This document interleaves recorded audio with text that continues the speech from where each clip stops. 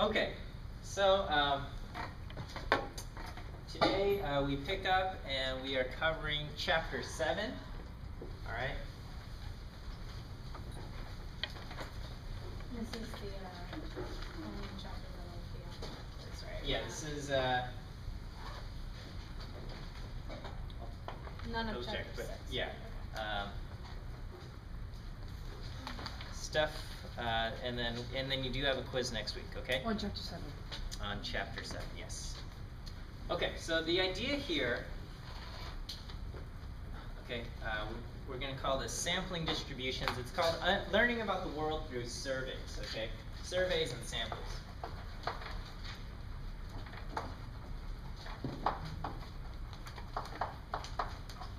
This is just the title of the chapter here. But this is the idea, is that if you want to study some group of people, okay, so let's say you want to study, or you just want to know something about the United States or people in California. But let's say you want to know, what percentage of the United States is unemployed or something like that. Okay, you want to know the unemployment rate. Okay, and so there's all these questions, and they release statistics and numbers. Okay, but how did they get those numbers? When they say this percent is unemployed, did they ask every single person and say, are you employed or not employed? Are you eligible to be employed or not employed? Okay, they didn't ask every single person, right? They collect data from here and there. Okay, well, and they can't ask everybody because that would just be too expensive, right? It costs a lot of money for us to do a census, and we do it once every 10 years, and we try to hunt down every single person in the entire country, and even then we don't get everybody. It's tough. Okay, so we can't study everyone, so we depend on something called a sample. And so this is the idea. The idea is we've got a big group of people that we call the population. Okay, we cannot study every single person in the population.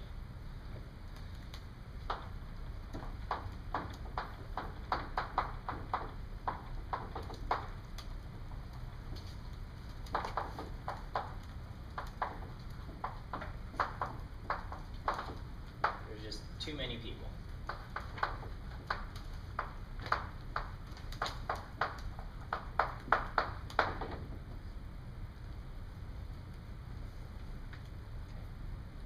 So what we have to do, right, because there's too many people, we have to select people called a sample.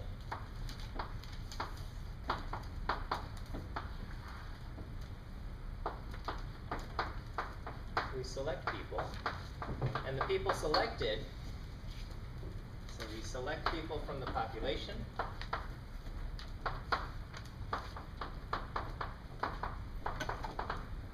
and this group of people is the sample.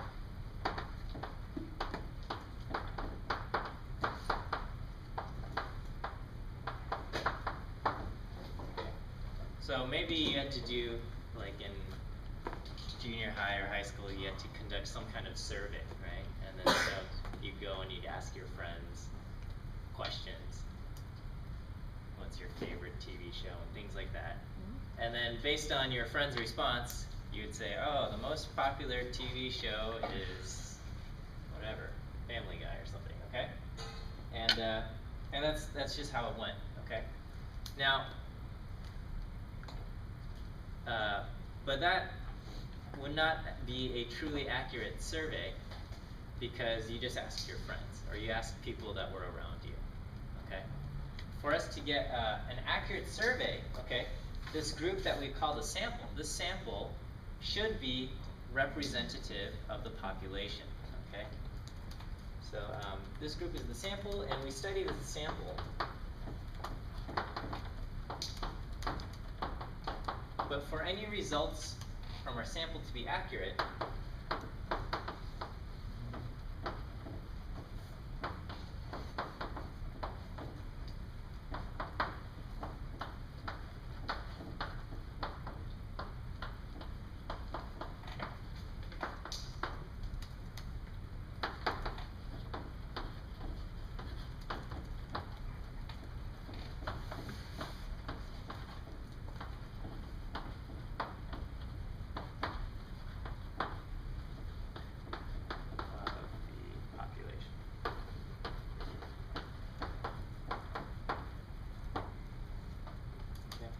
when you ask your friends, they are not a representative sample, okay?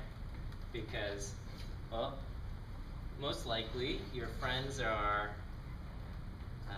well, maybe you have a mixed, well, in junior high, your friends were probably all of the same sex as you. So your results of the sample would not represent the entire school, okay? And today, maybe, you might have a mixed group of friends, but even then, your friends are more likely to share similar viewpoints and traits as you do, okay? So they're probably in a similar income bracket as you, probably similar, well, certainly similar geographic location as you, and things like that. And so a survey of your friends will not produce any kind of scientific results and will only tell you what the opinions of your friends are, okay? And you can't generalize it to anything else other than your friends. So if we want a representative sample, we have to, there's a few things that we can do, okay? So anyway, just, so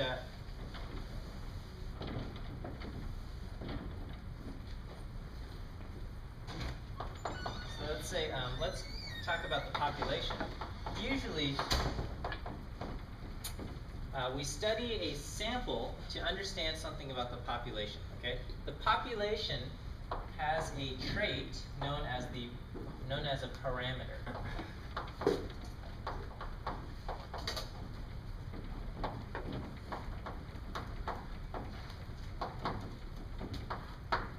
And it is and usually we want to know what is this parameter? Okay, what is the value of the parameter?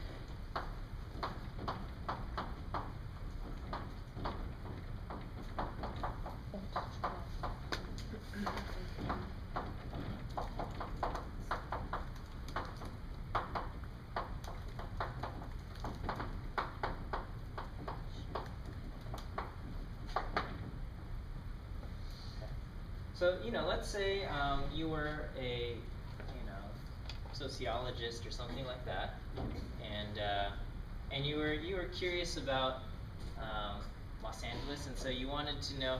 Let's say you wanted to study the Latino population in Los Angeles, and you want to know, what percentage of Los Angeles is Latino, okay? Well, the true answer there, the percentage of Los Angeles that's Latino is our parameter, okay? I don't know what that number is. Maybe like 40%? 60?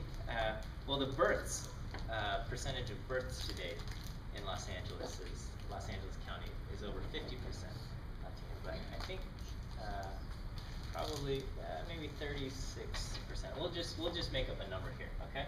So here's an example. What percent of, we'll say, Los Angeles County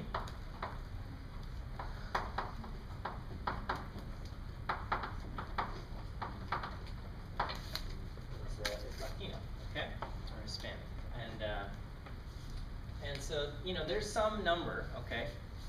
So if we were to go and study, maybe the parameter, the value of the parameter, we don't actually know, but if somehow we were able to know, we could find this out. Okay, so the true value is unknown to us. Well, is generally unknown. Okay. I thought Latino was the predominant ethnicity in Los Angeles, like more than 50%. Isn't it? I don't think so. I think throughout the entire United States, every major city, the predominant race is still Caucasian. No, I meant Los Angeles. Even Los Angeles. I think it's the Latino population is definitely growing, and over half of the births are Latino, but I think the demographics are still not a majority yet. Yes. So in this situation, the parameter would be Latino? The parameter is what percent is Latino. So- Okay, so there's So that is the parameter. That is the parameter. Okay. Latino. Okay, so percent Latino would be the parameter Of the Latino population. of the Los Angeles population. Okay, and so let's pretend. Let's say we know this number. Okay, and let's pretend percent Latino is equal to, and I'm totally making up a number, but let's say it's 41%. Okay, I have no idea. But this is let's Wait, just- so the percent of Latinos is the parameter, right? this is a parameter. Yes. The 41%. Yeah. It just okay. So let's say I was able to freeze time right now and find every single person in the entire Los Angeles County, and then and know whether or not someone was Latino, okay, or at least identified as Latino or not, and then I would have an answer here, right? And then this, anytime you have any kind of parameter or anything like this, it gets complicated, right? Because people are going to be of mixed ethnicities, and you say, are you Latino? And they'll say, oh, well, my mother is, but my father is not. And well, you have to say, okay, well, you have to make a choice, yes or no. And it's not always easy to say yes or no to these types of questions, but let's say we were able to, and we could say, okay, well, there's this many people in Los Angeles County, this many people are Latino, and so the percentage Latino is this. Okay, we just do this many people divided by total, and then we get a number. Okay. All right. So so that's the parameter. Okay. But we're gonna pretend that we don't know what this is. Okay. I mean, I said we're pretending that it's 41%, but in reality, right? If I asked you, what percentage is Latino, maybe you could go on Wikipedia and find some statistics, or go on the internet. But the truth is, nobody knows the real answer, right? Nobody knows exactly how many people are in Los Angeles, and exactly how many people are Latino, and exactly what percentage is Latino, right? Can we, huh? It's an estimate. Everything right now is an estimate, okay? So, but let's say we wanted to know, or come up with a good estimate. So what we're going to do is we're going to, we select a sample.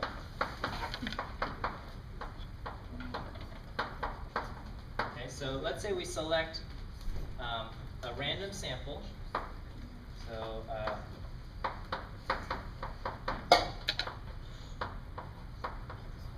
So can I ask you a question? yeah. So just for me to understand, the 41% represents a parameter of the overall population of America. No, of Los Angeles. Of Los Angeles. Oh, so the population of Los Angeles. Yeah. So Okay. what is the population in this example? So it'd be LA. It's everybody in LA County, or Okay. whatever All right. whatever region. So then when you ask for a specific group of ethnicity group, that means it's representing a parameter, part of the population. Yeah, Trying to- it's not that. It's just the parameter is just some number that Of the exists population, no? that exists in our population. Okay. Okay. So if I didn't ask, what percentage is Latino, I could say what percentage are people under the age of 18. Okay. So what percent are would be minors, right? That's still a trait of the population. It's still a trait, right? I Still don't a know. trait. Maybe Yeah. the trait is 30%. Okay, Right. maybe 30% of Los Angeles County are people who are under the age of 18. So 30% in that case would be a parameter. Correct. Okay. Yeah. In this case, I'm asking what percentage is Latino, and I'm just saying, let's say that number is 41%. 41% is the parameter. Okay. Okay. So this is. And do we normally have to find the parameter? Because you said No, we don't know. We do not. We do not know generally. Okay, we do not know, and there's no calculation method to find the parameter, okay? There's only calculation methods to estimate the parameter, but there's no way to truly find the actual parameter other than to do a census, study every single person in Los Angeles County to get the parameter. That's the only way you can get a parameter, and so, or true values of a parameter. But what we're going to do is, we can't, whatever, there's 10 million people in LA County or something like that, or something, 8 million, and So we want to estimate this, we're going to select a sample, okay? And so let's say we randomly select 200 people, okay? And then, and I ask, you know, are you Latino or not? And then, so there are people, so of our 200 people, people who identified as Latino, let's say there was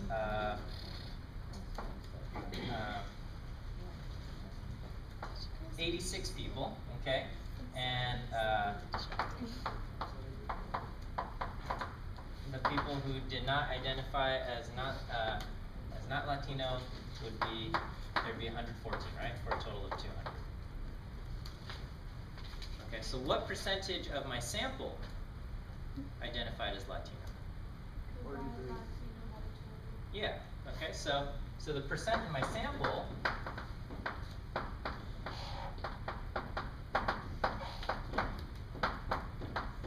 was 43%.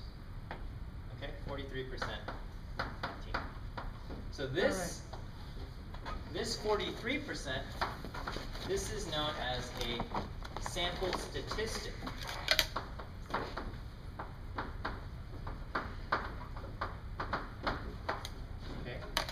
So we have parameters and we have statistics. Statistics come from samples.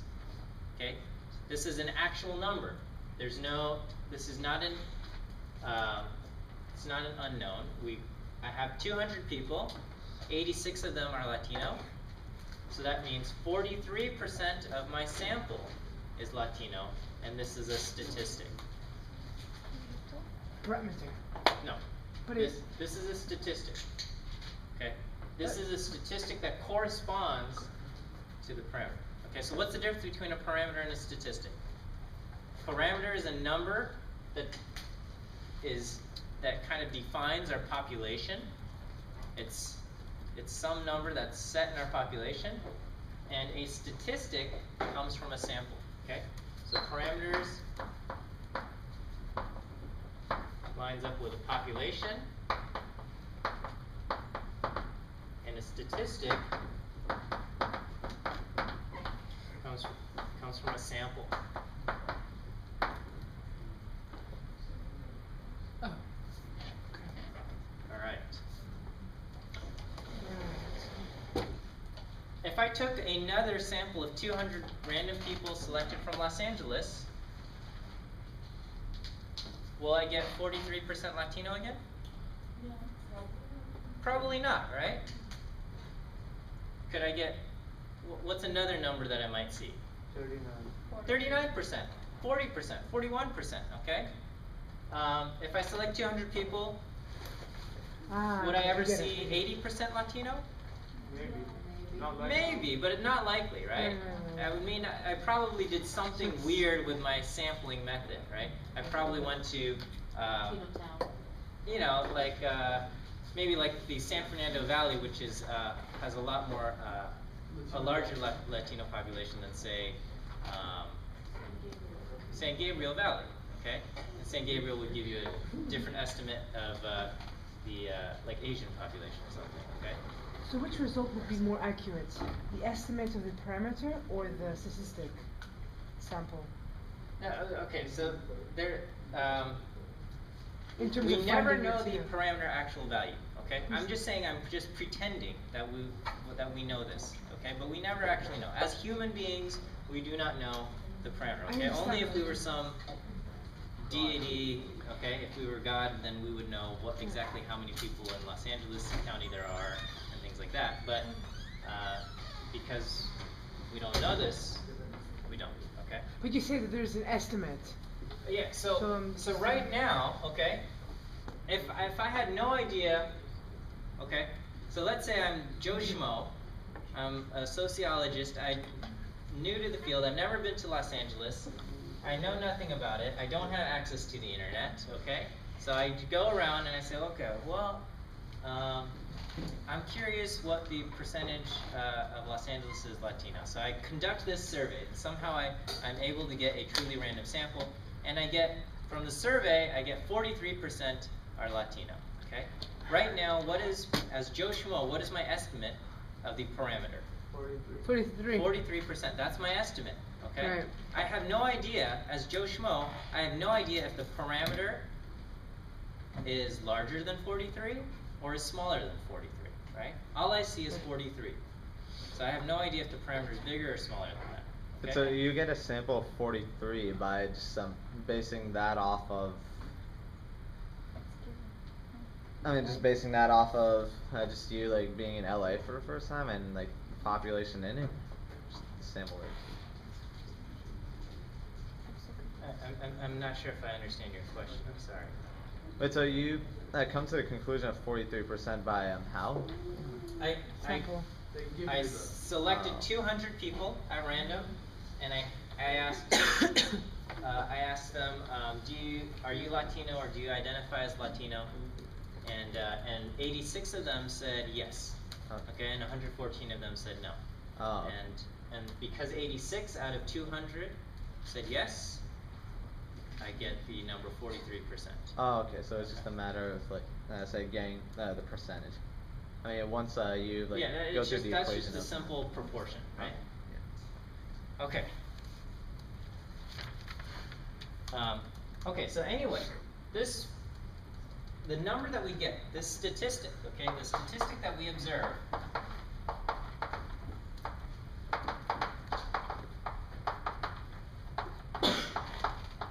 Okay, so in our example,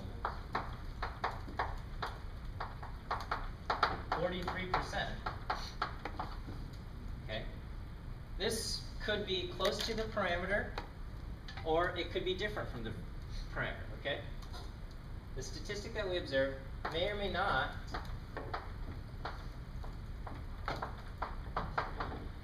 be close to the parameter. In our example is, in the parameter is 41%. Okay.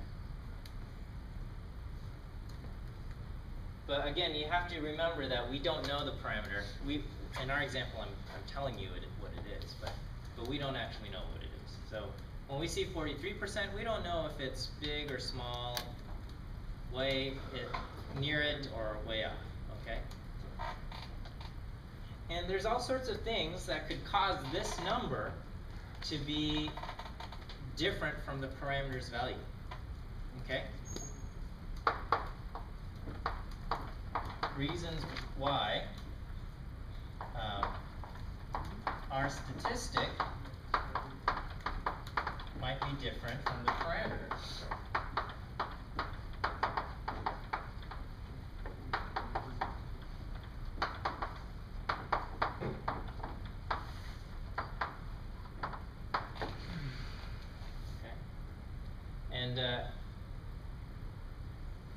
And so our statistic could be different from the parameter for any one of these reasons or all of them. Okay? Okay, so one could be our sample is not representative of the population. Okay?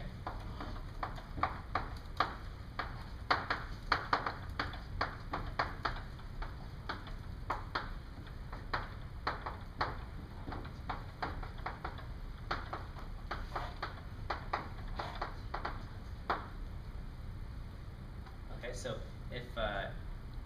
if we just went to one neighborhood in Los Angeles, or we just only went to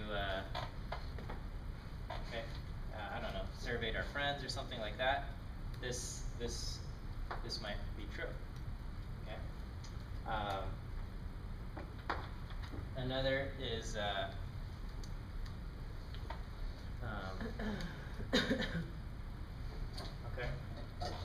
okay, so I'm sorry. Our sample is not representative of the population. We call this sampling bias.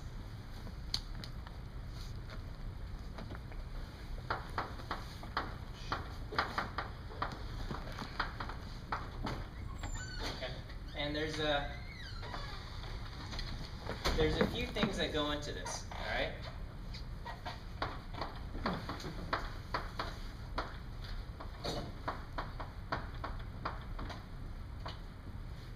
voluntary response. Oh yeah. Okay, and this is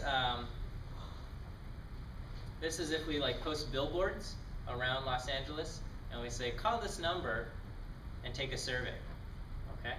Is that under that? Yeah, this is one of the reasons why it's not going to be representative of the population, right? So we say call this number and take a survey. Okay. There's a prize in it for you or something, right? When people call in to respond to a survey like that, not everyone's going to call in, right? Only certain, not a certain type of people, but you know, only people who have a reason to call in would call in, okay? So you know, a lot of times with customer service surveys, you have this thing going on, right?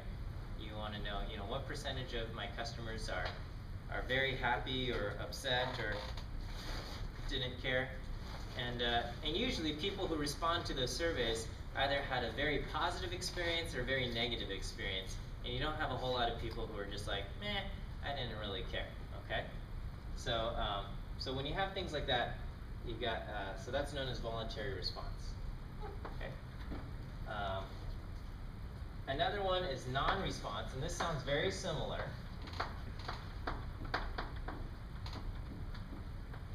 And this is if you tried to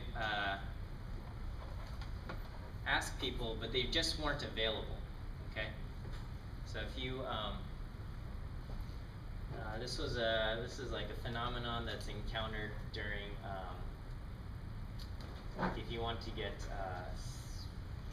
if you call during the day, okay, if you call people's homes during the day,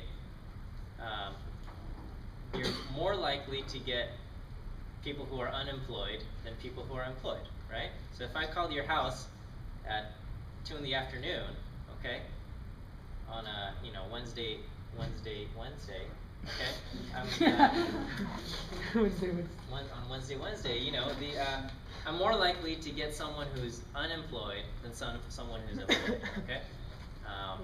Or if but then if I call at like 8 p.m., I'm unlikely to get anybody who works night shifts. So I'm unlikely to get anybody who works in the restaurant industry or things like that. So there's all sorts of problems with non-response, and it's just like, you know, who can you get a hold of? Another one is bad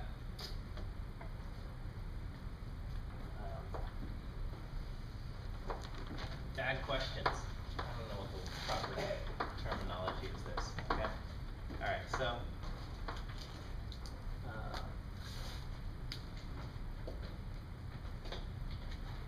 You know, let's say you want to know what percentage of Los Angeles is Latino, okay? And let's say you tell this, you got an intern, you hired an intern, and you say, okay, I want you to design a survey so we can find out, you know, what percentage is Latino or something. But then when they go and they conduct surveys, if they ask the wrong question, okay, and they say something like, oh, are you Mexican? Are you from Mexico? Okay, then the answer is going to be different, right? Because then you'd get the answer to what percentage is Mexican, which is different from what percentage is Latino. Okay, and so you know, depending, you know, or how you set up your question. Okay, and if it's a political question, you got to be very careful, right? You say, if you ask the question, do you support equal rights for everybody? That's a very different question from, do you support gay marriage? Which is a very different question from, you know, do you hate this or whatever? You know, it depends on how the question is phrased, and the answers are going to be very different. Okay. Yes. Could that both be like clarity of the question and how people feel about the way it was asked? Like. Yeah. That all goes into designing questions. So when you ask a question, especially on a sensitive topic, you've got to be very careful on how you word and phrase the question, okay? And in fact, what they'll often do is they will ask multiple versions of the question and see if the percentages, the responses between the different versions of the question change a lot. So they'll try to come up with questions that they feel are neutral, okay, like that don't favor one or another, but they phrase them in like 3 different ways. And then they go out and they survey these things, and then they make sure that all 3 questions, the results, are kind of in line with each other. And if one is significantly different, then they say, oh, maybe there's something about the phrasing of this question that we don't understand, but for whatever reason it's producing different responses. Okay? Wait, so that's considered a bad question if like the question's not exactly like worded out in the same way, which leads to different results? Yeah. If your question, you know, if your question is phrased in a poor sense, in a bad manner, the answers you get might not necessarily be the answer that you're looking for. All right. Okay. It's the same thing with news, like reporters, like in Fox, when they ask questions, try to manipulate the audience. Yeah, you know, different. Same concept. So many organizations, okay, whether intentionally or unintentionally, maybe phrase questions just in not a good way, okay? Intentional or unintentional, and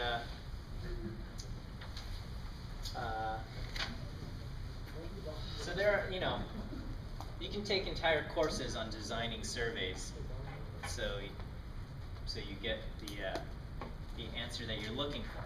Not necessarily the answer you want, but the answer that you're looking for, right? Because what you're looking for is a parameter, the true value of the parameter, and so you've got it, that's what you're going for, okay? If you are searching a certain result, sure, you can ask questions that are manipulative and say this, right? So, you know, you could ask, do you support every single decision that President Barack Obama has made? And then you list off all of these decisions that may be controversial, right? And then most likely someone's going to say, no, I don't support every single one of those decisions, okay? And then somebody could report that and say, oh, this percentage of people disapprove of our president, or something like that, okay? That's going to be a very different result from if you just ask the question, overall do you approve or disapprove of the president, okay? So that's going to be a very different answer. So, you know, yes, manipulation exists, but this is not about that. It's just how can we set up things to get the answers that we're looking for, okay? So anyway, so these are some reasons, okay? And then another major reason, okay, is not that it's not representative, okay, is that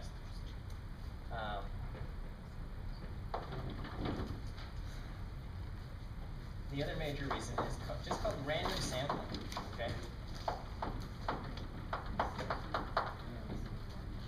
And this is also known as sampling error.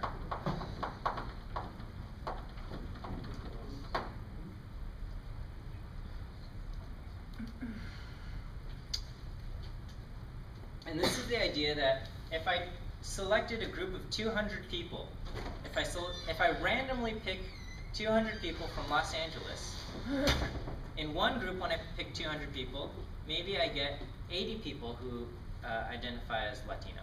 And if I pick another 200 people, maybe I get 100 people who identify as Latino, okay? And that's just because the selection procedure is completely random, okay? And because it's random, maybe I get more or maybe I get less. And so that's also a reason why our statistic is going to be different from the parameter, okay? So sampling error, okay? So because we select at random,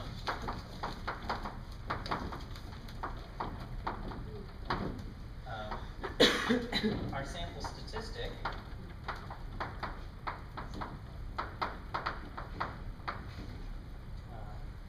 will not necessarily necessarily be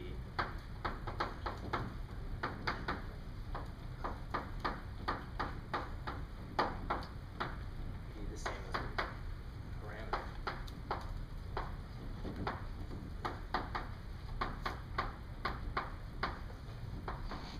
So this part exists almost always. Yeah. In order to avoid sampling error, can you just average out multiple random samples? And even then, it doesn't avoid sampling error. So sampling error, to some degree, is unavoidable. Okay. So for example, if I flip a coin, how often is it supposed to land heads? 50% of the time, half of the time. If I flip it 1,000 times, am I going to see exactly 500 heads? No, but that's the only way I would get exactly 50% heads, right? If I flip it 1,000,000 times, am I going to get exactly 500,000 heads? No, okay? So I can't avoid this sampling error. I might get something very close to 500,000, and the percentage might be 0.50002, but that's still not exactly 50%. So sampling error. So my statistic after 1,000,000 coin flips might be 0.50002%, not percent, but heads, meaning almost exactly half, but not exactly. Okay, so let's talk about sampling error.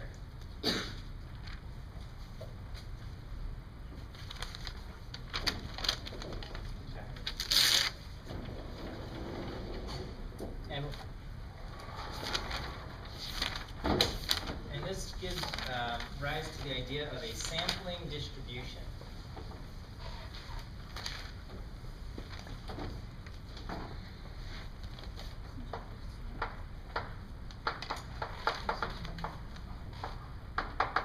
Is another major reason or no? That's it? No. So That's the reason. those are the reasons why your statistic may not be the same as the population parameter. Okay? Sampling distribution. So this is a new topic. This is the we start with the idea. We've got some population, and the parameter is some number, right? So in our example, we used the parameter being 41% of Los Angeles is Latino. It could be anything else. Let's say you've never seen a coin before, and you don't understand how it lands heads or tails, okay? So you want to know what percentage of the time does a coin land heads, okay? Let's say you want to do this. And you're going to do this by flipping a coin a bunch of times. And you're going to do this. Okay, so in this case, what is our parameter? What is the proportion that it lands heads? 50% or 0.5? Okay, so this is proportion a coin lands heads. What would the population be? The population, yeah, what is the population in this scenario? 1. There's How no- many coin no. flip? Well, because 2 sides. It's not 2 sides. Yeah, It's how many times you flip the coin? Okay, the proportion a coin lands heads is 0.5. So what is the population? 1. No. Yeah, this is okay. So when it was, so before it was when we're talking about the Latino population, we said the parameter is 41% is Latino, and that's 41% of Los Angeles County. Latino. That was what we said.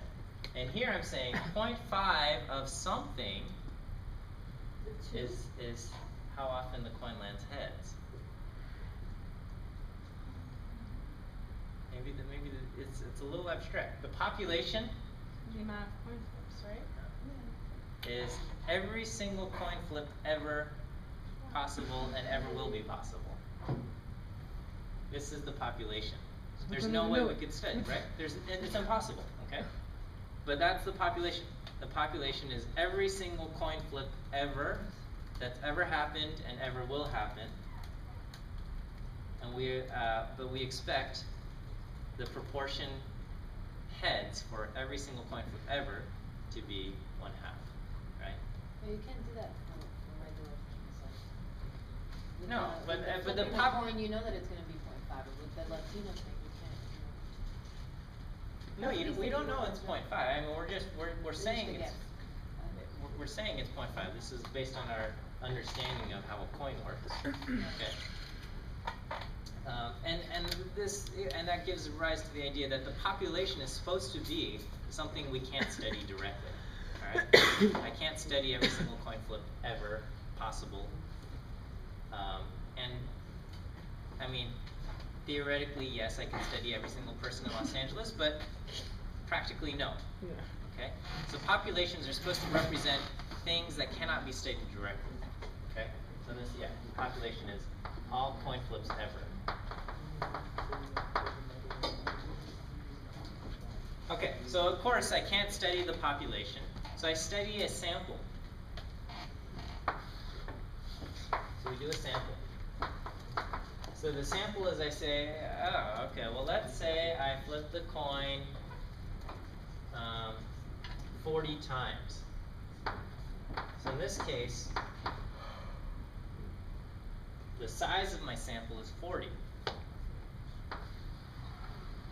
How many times did the coin land heads? I flipped it 40 times, and I'm counting heads and tails. 20. Okay, so it landed heads 20 times. So my proportion, heads, is 20 over 40, 0.5. Okay. Let's say I do this again. Alright. Let's say somebody else went home and they flipped the coin 40 times. So they get another sample. How many times did it land heads for this person? 19. Huh? 19? Okay. So what's my proportion here? So 19 over 40, 0.45. Okay. Let's say I send someone else, and they say, I tell that person, flip the coin 40 times. The sample is representing the population, right? It's a sample of the population. Yeah. 40. Yeah. It's just 40 coin flips. Okay. Because we don't know how to get the population, we get the sample instead. Yes. Yes. All right. So this person flipped the coin 40 times. How many heads did this person see? 22. Okay. So this person sees 22 heads. So the proportion is 22 over 40. Oh, actually 19 over 40 is not 0.45. What is it? 0.425. Huh? 0.475. 0.475. Thank you. And 22 over 40. What is that? 0.55. Yeah. Okay. Yeah. So you're comparing 3 samples that all have n equals 40. Yeah.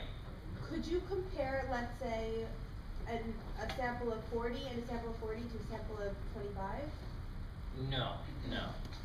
Well, I mean, you can, but when I'm talking about sampling distributions, all the samples have to have the same sample size. Okay. So this is one of the concepts here. All right. So, okay. So these are, and let's say I send all of you guys home, and I say your homework this week is to flip a coin 40 times. Okay. And let's say you were all honest, and you actually flipped the coin 40 times and you counted it, rather than just making up a number and saying, oh, I saw 22 heads, which I know many of you would do. Okay. But so let's say we did this, okay, and we counted how many times we saw heads, okay.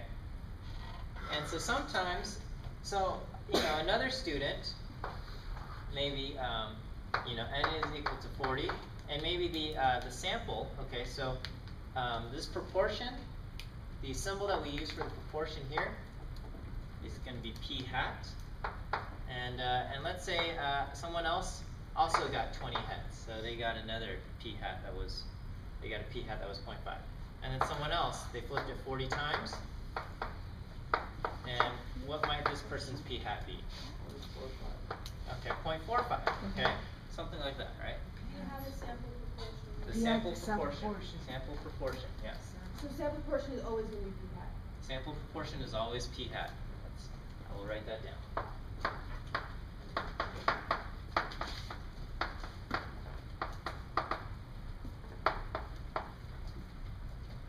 And the population proportion, or the population parameter, which is 0.5, population proportion, which is different from p hat, is just p. Okay? There's a big difference between p and p hat. And don't mix them up. So population proportion was 0.5. 0.5. P hat is just like a sample. P hat is whatever you get from your sample. It might be 0.5, it might be 0.45, it might be 0.475, it might be 0.55, it might be, it's going to be a different number. Could be a different number. And population proportion would be number 40, right? No, population proportion is 0.5. This is the true proportion of Atlantic heads. Hypothetically.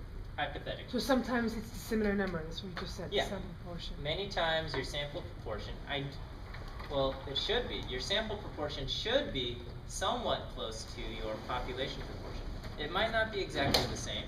Sometimes it is. Sometimes it's not. All right. So,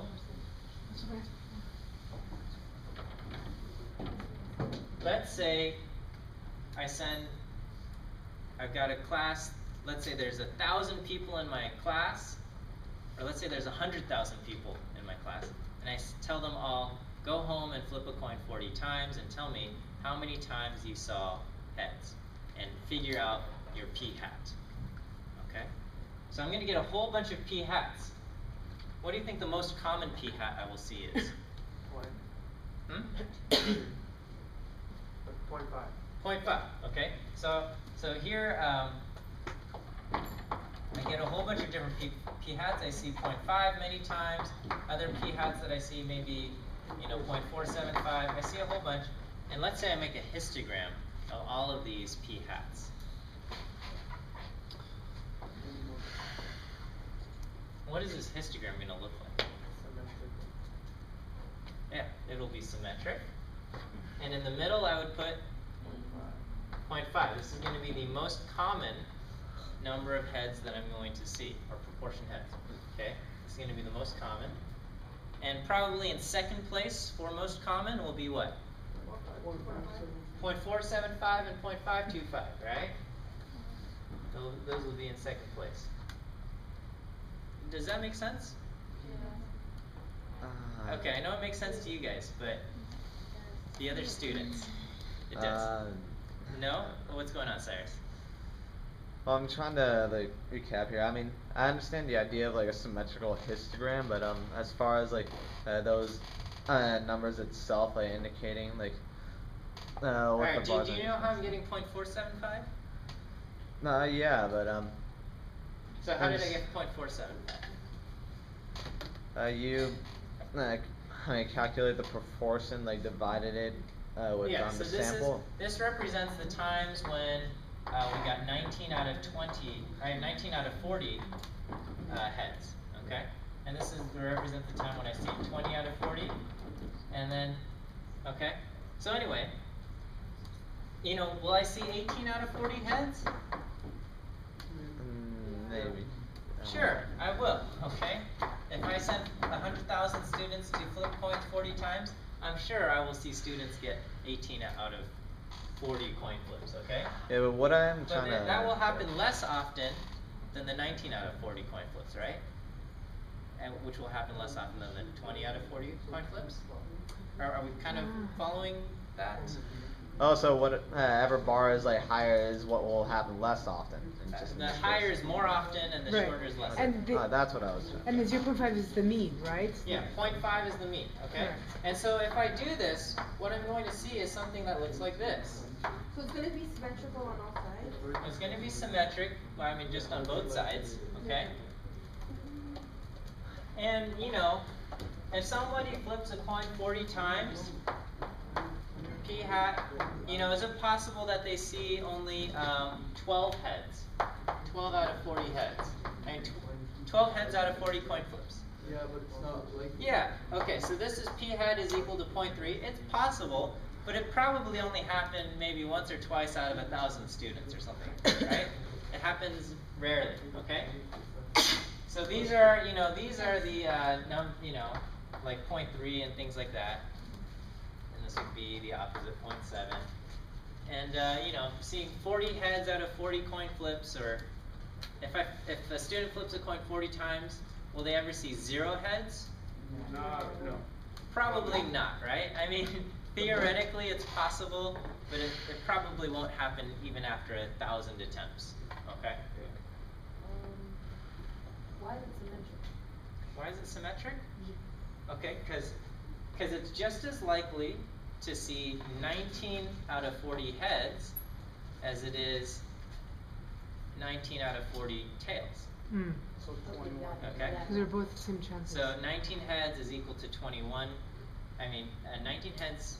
19 heads is equal to 21 tails, or things like that. Okay, so that's why it's symmetric in this case. Okay, if we had a different number, maybe it's not going to be totally symmetric, but this is what we got. Okay, and it turns out that this thing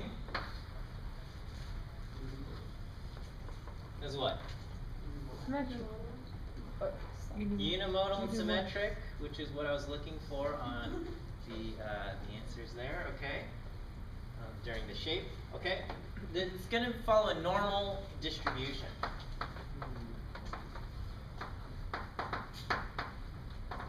All right, and a normal distribution always has 2 parameters. What are they?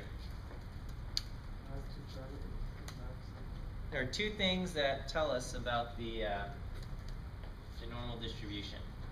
To do a normal distribution, probably you need 2 numbers. What? Standard deviation and the mean. The mean and the standard deviation. Yeah.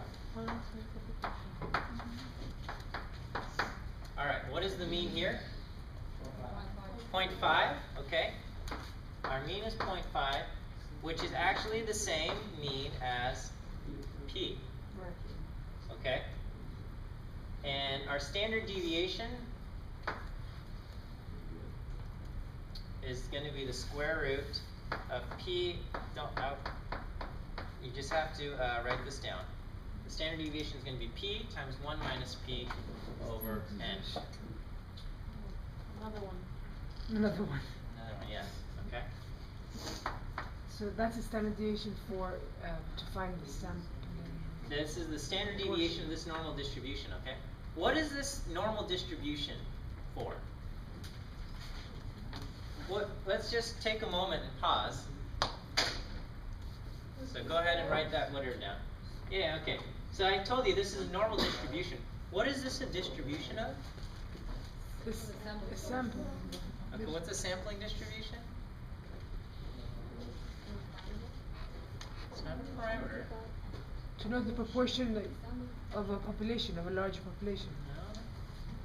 Sample again? I made a histogram. What is this histogram of? All of the samples. All of the samples, all of the proportions that I've observed from different samples, right? And the idea is we did like 1,000 samples or 10,000 samples or whatever, and what was each sample? Huh? A case? Yeah, or each sample was flipping the coin 40 times and counting how many heads they got and finding out the proportion heads, right? So it's a distribution of all the samples? Yeah, it's a distribution. So I said we did this 1,000 times or 10,000 times. That's technically not accurate, okay? The true sampling distribution is every single possible sample of size 40 ever, okay? That's the true sampling distribution, okay? So just like the population's every single coin flip ever, this is now every single possible outcome of flipping the coin 40 times. Okay, so if I could do this ad infinity, okay, then I would get the sampling distribution. Is that okay? Yes. Why are we doing the whole normal distribution then? Why are we doing the normal distribution? Sorry, why do we need the that other one. Mean and standard deviation. Because What are we anytime you have a trying to normal. find out? Why are we trying to find out the standard deviation? Yeah. Okay. Because well, if we, for this to be useful, we've got to. We're going to use the normal distribution and do this. Okay. Because I could ask this question. All right. And this is why we're bothering doing this. Okay. All right. I could ask rather than. You know, because everything we've done so far is just trying to pretend La La Land, right? We've just said, okay, just imagine somebody flips a coin 40 times, and we count how often it lands heads. Okay. What if I change the question to somebody flips a coin 40 times? What's the probability that they see 17 heads or less? Wow. Okay. What if you went to somebody offered you a bet, okay? And they said, listen, I'm going to give you a chance to win $5 here, okay? You got to pay me $1 to play, and I'll give you $5 if you flip a coin 40 times and you get 25 heads or more. All you got to do is you get 25 heads or more. Should you take the bet? No. No? Yes? No? I mean, it's only, you're going to win $5 if you can pull this off, and it's only costing Well, you you $1. won $4 because you already gave me Huh? $1. No, he'll give you your $1 back and $5. Okay, so yeah, 5 to 1 odds. Okay, you bet $1. If you win, I'll give you your $1 back and 5 more. Okay, all you got to do is you got to get 25 heads out of 40. Deal or no deal? No deal. Okay, what if I say, okay, all right, you know what? Let's fine. That game's too hard for you. Okay. Just bet $1, and I'll give you $4 on top of that. And this time you just got to do 23 heads out of 40. Do you take it or not? No. Okay. Do you want us to say yes? No, I don't know. You know. Well, I mean, you guys are just going off of some instinct sense, and you're saying, no, this is a shady deal. I don't trust this guy, so I'm going to say no to every If single you thing. said 21, I'd be like, all right. Yeah. Okay, if I said okay. So, well, we can figure out what the true probability is with this thing, okay? Rather than just, 21 or whatever, okay? Question? No. No? What if it was just even money? You bet $1 and I'll give you $1 or more. So even money, if you get 21 out of 40 heads. Do you take it? What are we talking about? Just a game, okay? Actually, that would be a bad bet. Okay. 20. Wait, if you get 21. 21 or 21 out of 40. If you win it and not lose anything. Hmm? You're betting nothing. No. You're betting. You pay $1, and if you don't get 21, if you get 20 or less, I take your $1. Oh, If you okay. get 21 or more, I thought you were just I'll saying. give you another $1 You back. don't lose or get rid. Okay. Well, okay. So anyway.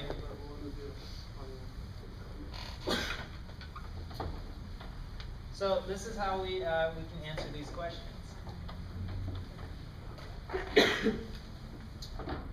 So we're going to say, if someone bets, or not someone, okay, if someone flips a coin,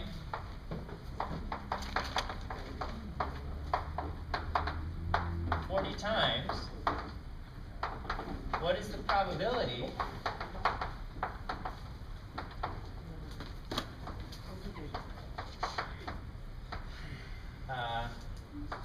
he gets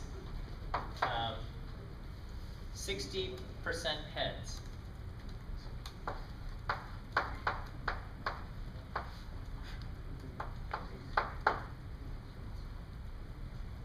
Okay, so what is 60% heads out of 40? That's 24 heads, right? So 24 heads or more. Oh, I should say 60% heads or more.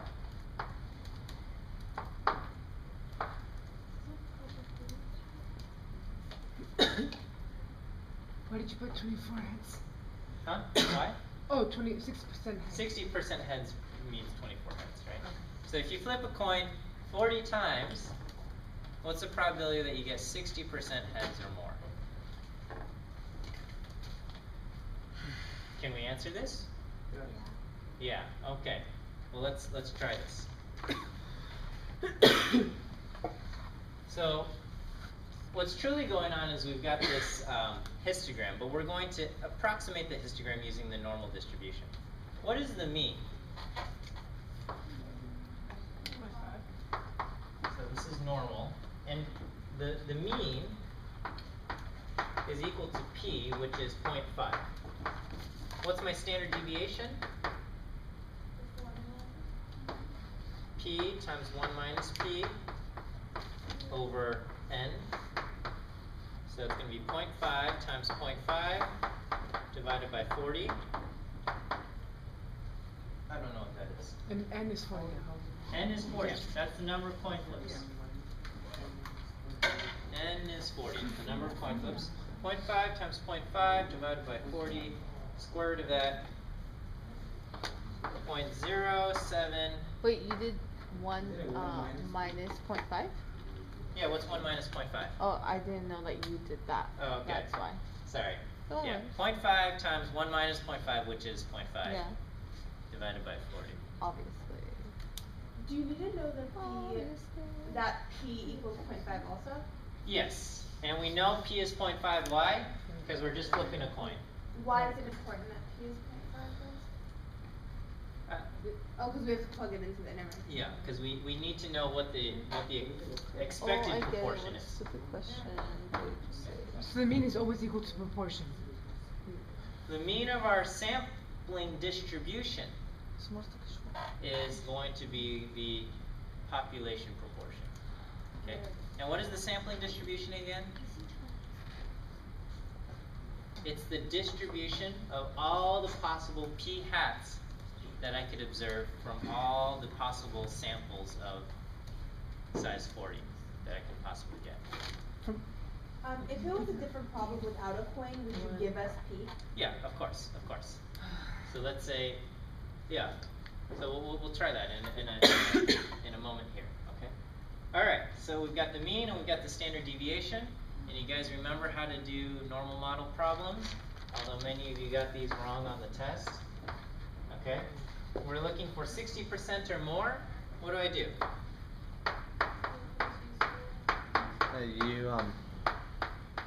This is what I do. I get a z-score. Yeah, you subtract the number given with the mean and then divide it by the standard deviation. Alright, I get 1.26 or something.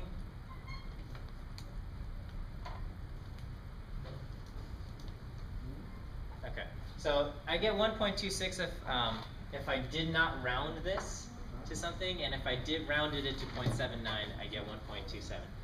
The answer, I mean, the answers are close enough where it Do we doesn't. really need to do the z-score? Yeah, you got a normal model problem, you've got to do the z-score.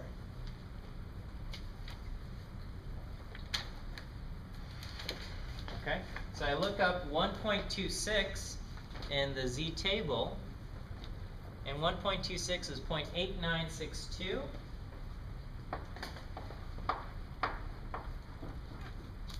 So this gives me about 0.1038. 0.1038. You get the z-score of 60%, right? The 60%. Yeah, this is a The z-score for z-score of 60%. Okay. Why is it 60%? Because I'm asking Yeah, correct. what's the probability of getting 60% or more. 1038 was on the table when When I looked at the z-score, I got 8.8962, thank you. And so I did 1 minus that to get 0.1038. So, What? huh?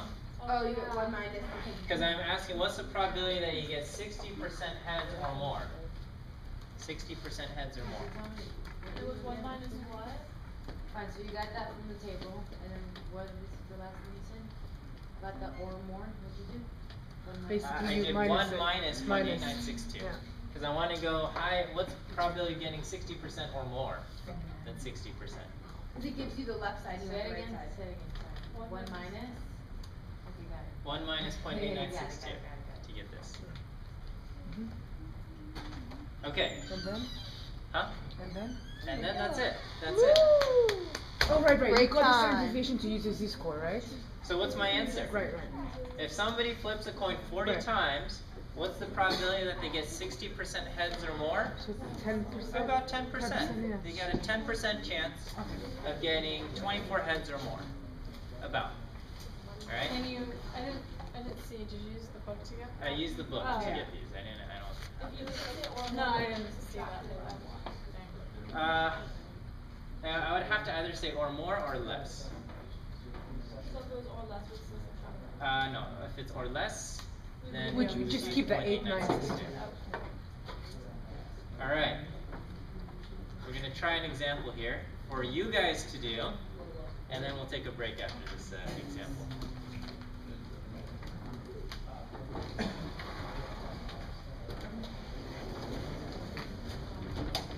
So I'll leave that up for the normal distribution, those things to know. Okay.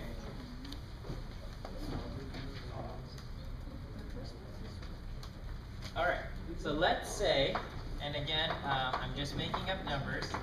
Let's say that in Los Angeles County,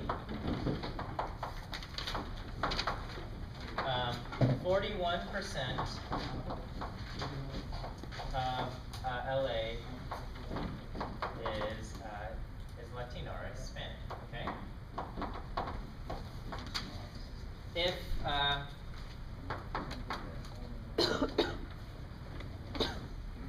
if someone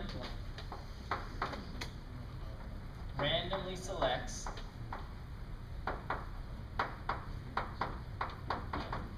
200 people,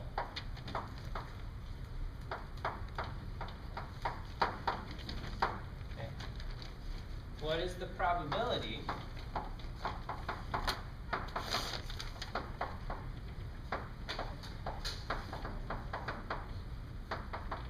that the sample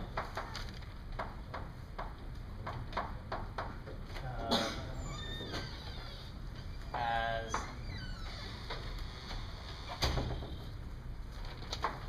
38% or less Latino?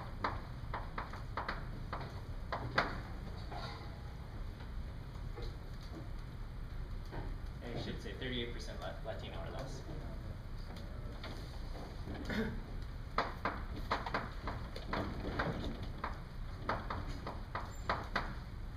Alright, does that question make sense?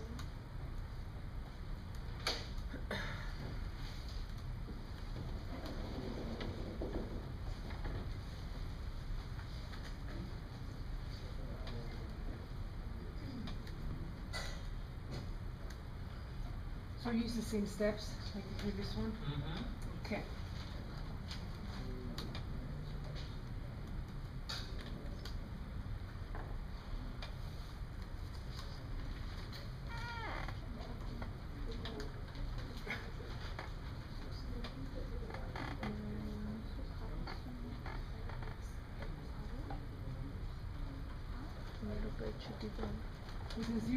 Would 41% be the mean?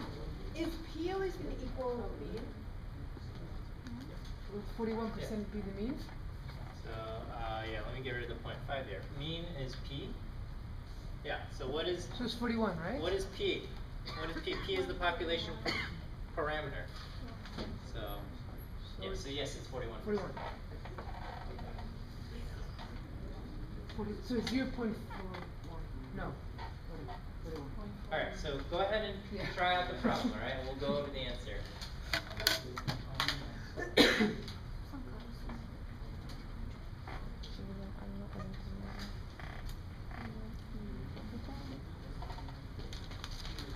Yeah.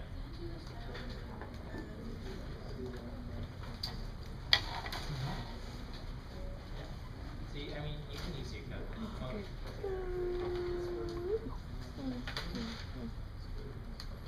Because there's more steps to it. That's to get you started.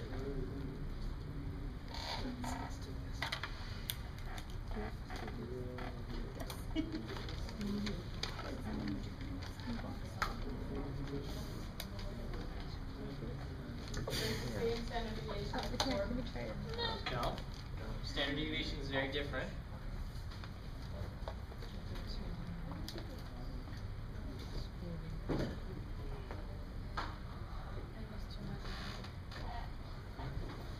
How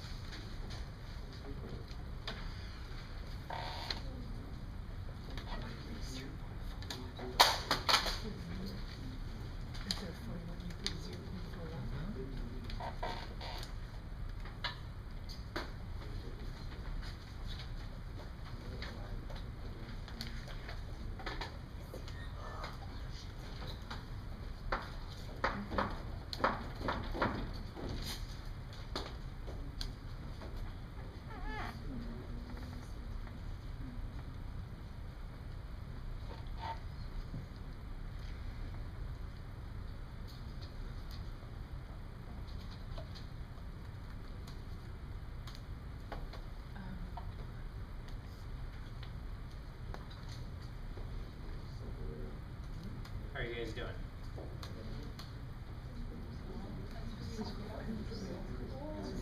Final answer.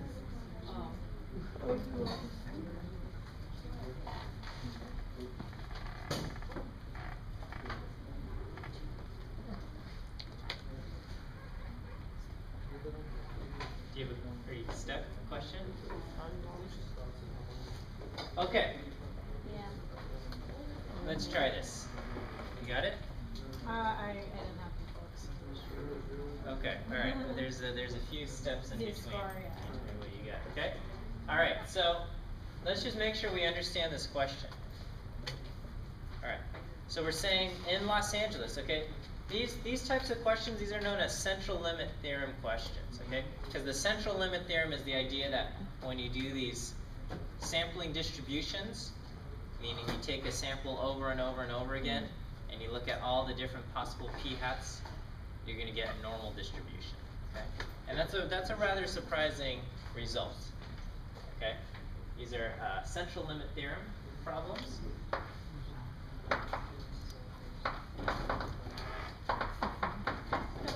we see the example from above, too? Can you see the example from above, too, now? Yeah. All right, so if I were to take samples many, many, many times of size 200, what is the most likely percentage Latino that I would observe? 41%, right? If the population, if LA County is truly 41% Latino, anytime I take a random sample, I should get something around 41%, where 41% is the most likely number that I get, okay? So if I draw a normal distribution, what number goes in the middle? 0.41. And here I'm asking not about 41%, I'm asking what? What's the probability of getting 38%, okay? And so the key, very important is you got to turn everything into decimals, okay? If you leave them as 41 or 38, you're going to run into problems. 41% is the mean? So 41% is the mean, and I'm looking for 38% or less. So 0.41 is the mean, 0.38 is the number I'm looking for. So in this case, what is my mean? My mean is P, and that's 0.41. What's my standard deviation? 0.41 times 1 minus 0.41, or 0.59, divided by 200. Yeah, I don't know what that is. I got 0.034. Yeah, 0.0348. You round it up. 0.03. No, I just got If we round from there. Alright, if you round to Okay, 7. so for these numbers, you know what? This is where I recommend having one of these types of calculators where you don't have to write anything down and you just use the answer key, okay? And then, so I find my z-score. What is my z-score? So 0.38 minus 0.41 divided by whatever my standard deviation was. Okay, so on the calculator, what I do is I do parentheses 0.38 minus 0.41 divided by answer. That's what I do. Okay, and then when I do that, I get negative 0.86.